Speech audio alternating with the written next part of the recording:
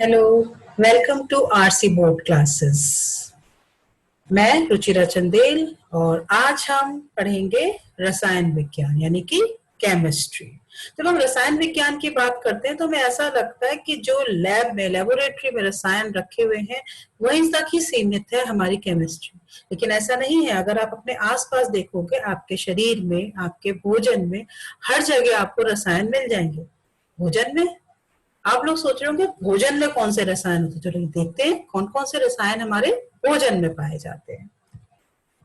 सबसे पहले जो चीज आप खाते हो उसमें अगर खट्टापन है, जैसे कि नींबू का रस, संतरा इत्यादि, इसमें अगर आपको खट्टेपन का एहसास होता है तो वो किसके कारण होता है? उसमें उपस्थित एसिड्स यानी कि अम्ल के कारण।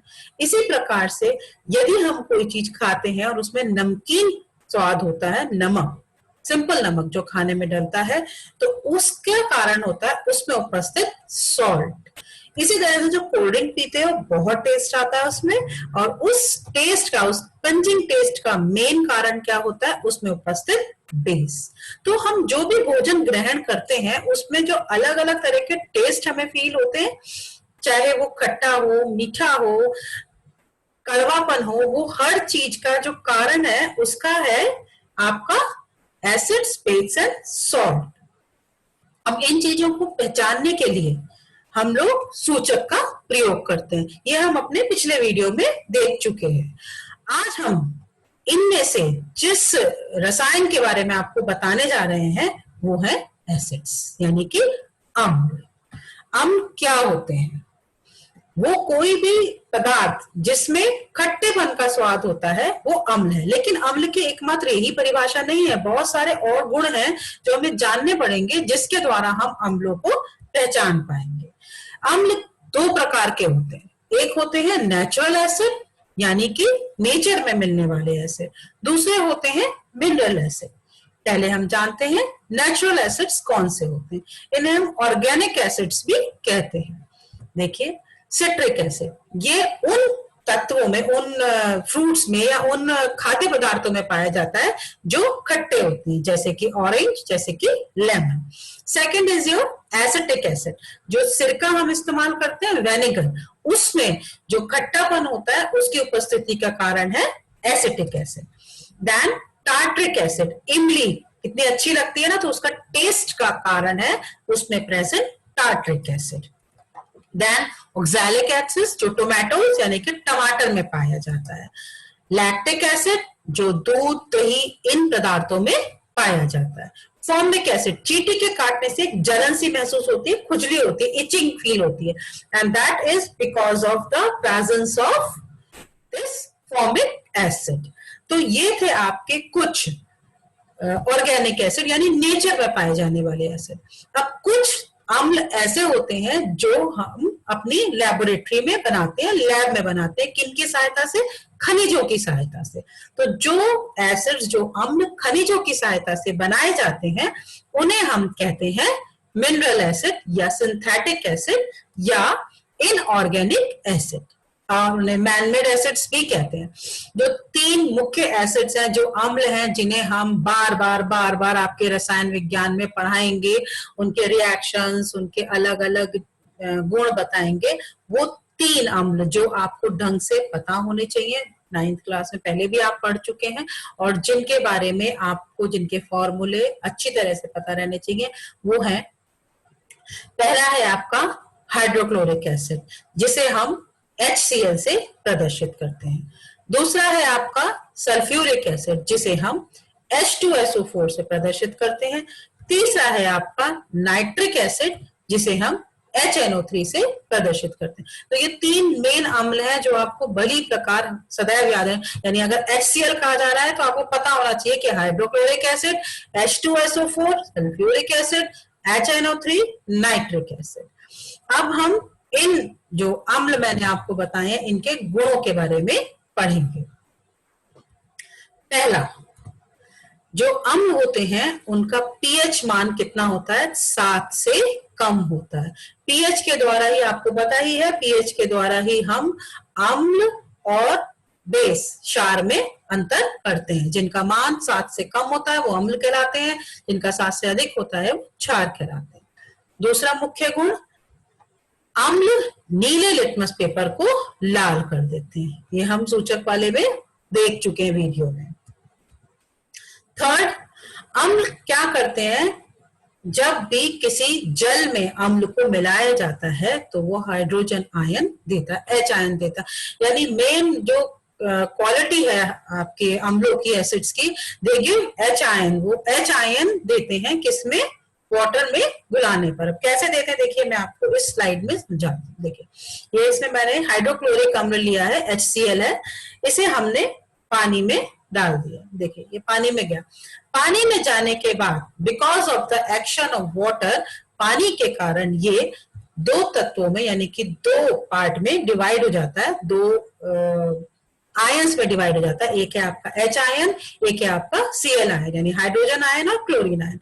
अब हाइड्रोजन आयन क्या है, वो अकेला पानी में नहीं रह सकता। वो क्या करेगा, उसके साथ वाटर मॉलिक्यूल, देख रहे हैं आप, H2O, फिर से दिखाती हूँ, H2O मॉलिक्यूल्स जाकर आपके, वाटर मॉलिक्यूल्स जाकर आपके H आयन से मिल जाते हैं और ये दोनों मिलके बनाते हैं हाइड्रोनियम आयन। यानी कि जो H आयन आपके एसिड ने पानी में रिलीज किया था, डेसोशिएशन हुआ था जिसका, वो वाटर से कंबाइन करके क्या बन गया, हाइड्रोनियम आयन। तो ये एक प्रॉपर्टी होती है, बहुत इंपॉर्टेंट प्रॉपर्टी है एसिड्स को पहचानने की, कि दे गिव H आयन, वो पानी में H आयन देते हैं।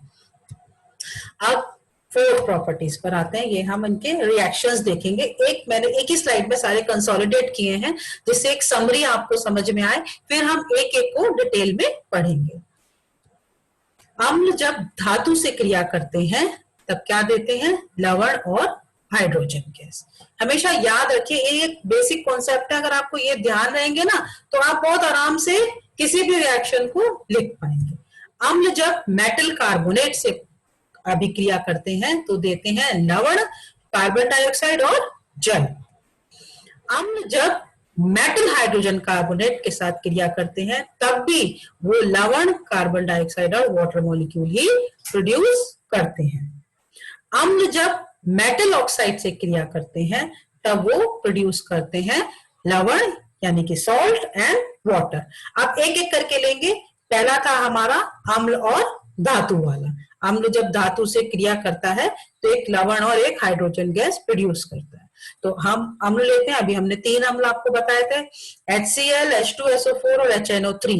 इन्हीं 3 अम्लों की अलग अलग धातुओं से कैसे कैसे क्रिया होती है वो हम देखेंगे। सबसे पहले हम देखते हैं जिंक की HCl, H2SO4 के साथ क्रिया।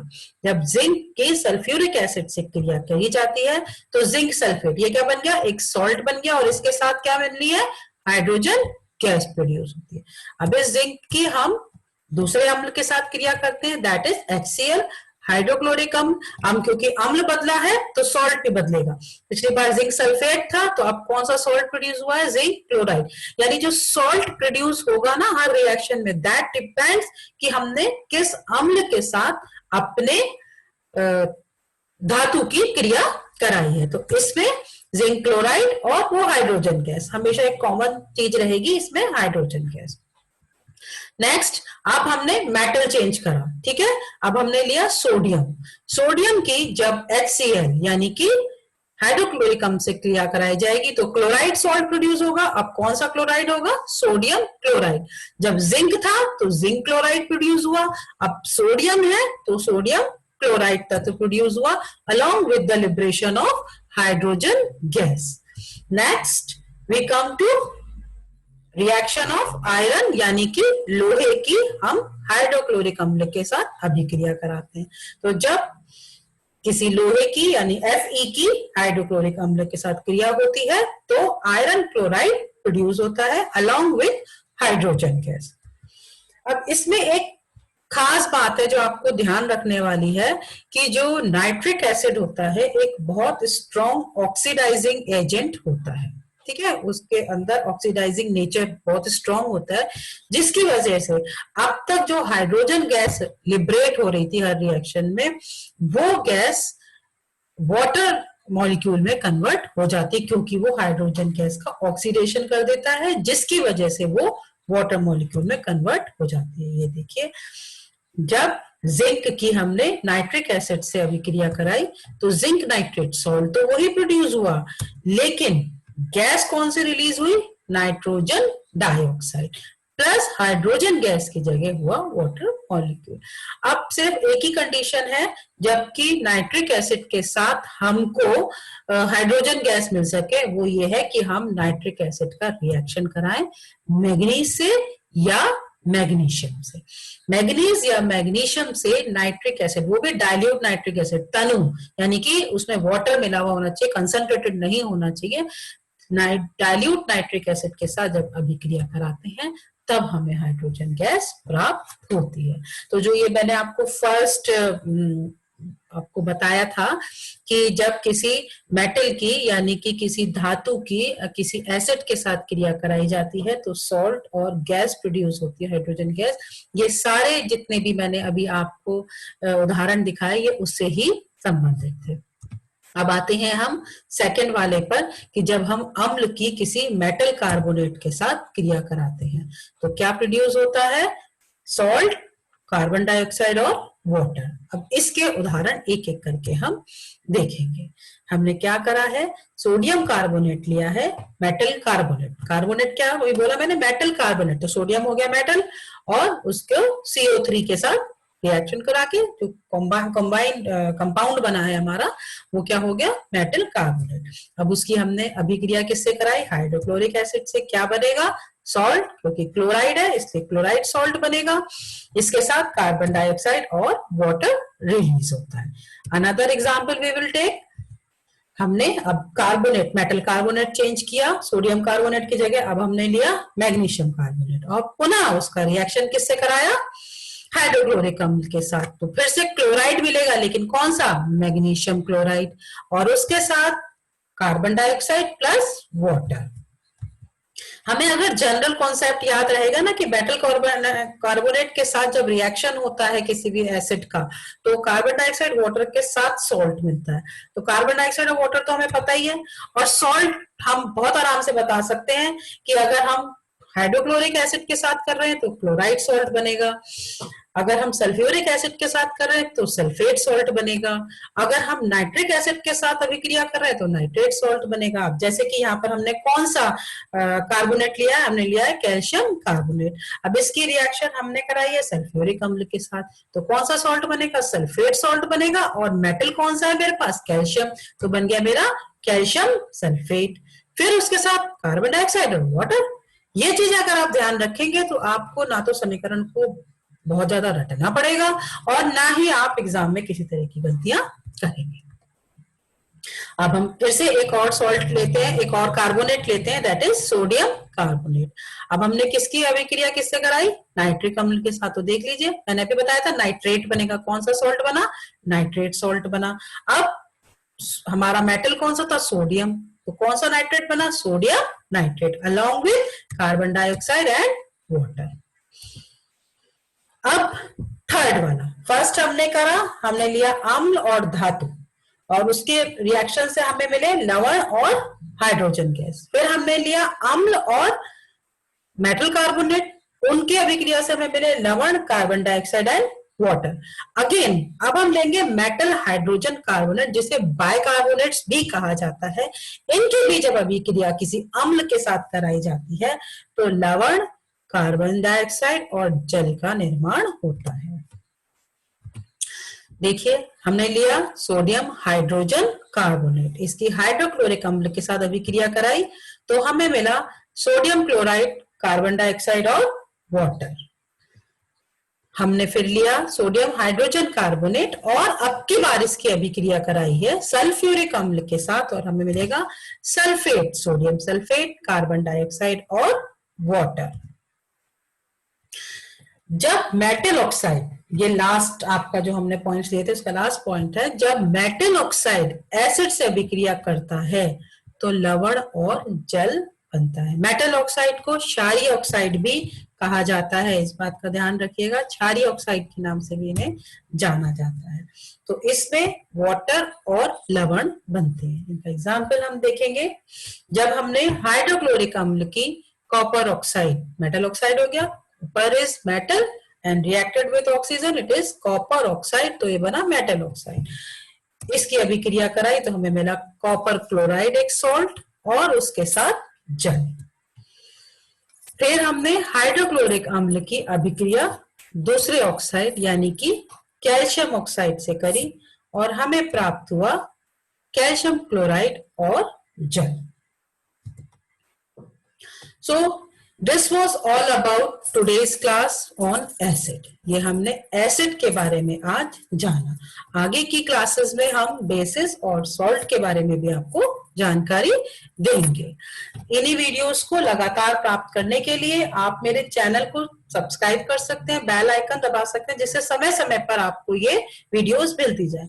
इसके अलावा आप किसी भी और प्रॉब्लम को मुझसे शेयर करना चाहते हैं, किसी भी विषय के बारे में, विज्ञान में कुछ भी जानना चाहते हैं और आप चाहते हैं कि उसकी वीडियोस आप तक पहुंचे, तो आप मुझे मेरे मेल आईडी पर अपनी समस्या लिख सकते हैं। मैं पूरा भरसक प्रयत्न करूंगी कि उनसे संबंधित वीडियो भी आप इस टॉपिक को इजी से इजी करके आप तक पहुंचाऊं, जिससे किसी भी प्रकार से आपको घर बैठे शिक्षण कार्य करने में कोई असुविधा ना हो और आपका शिक्षण कार्य भली प्रकार से सुचारू रूप से घर पर चलता रहे। जितने भी मैंने फॉर्मूलेज आपको कराए हैं, इनकी पीडीएफ भी मेरे पास अवेलेबल है। जिस किसी बच्चे को चाहिए हो वो पीडीएफ उन तक पहुंच सकती है। आप सिर्फ मुझे मेल कर दीजिए, मेरे पास अपनी जानकारी पहुंचा दीजिए, अपनी समस्या पहुंचा दीजिए, तो आपको नोट्स बनाने में भी कोई समस्या नहीं होगी। इन वीडियो की सहायता से आप चीज को समझ सकते हैं और पीडीएफ की सहायता से आप उनको अपने कॉपी में लिख सकते हैं और अपने परीक्षा की तैयारी सुचारू रूप से घर पर चला सकते हैं।